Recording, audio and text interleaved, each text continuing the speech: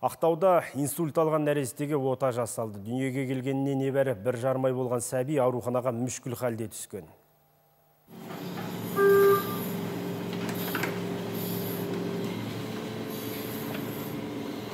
Ай күні жетпей туған сәбиге күрделі ота 1 сағат бойы жасалыпты. Инсульттың кесірінен нәрестенің ми қан айналымы бұзылған.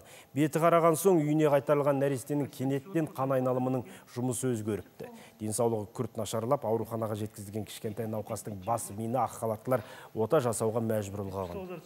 Сәтті аяқталған операциядан кейін сәбидің қазіргі жағдайы жақсы дейді дәрігерлер.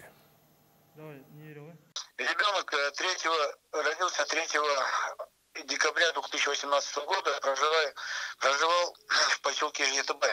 Поступил в детскую областную больницу в крайне тяжелом состоянии 9 января 2019 года.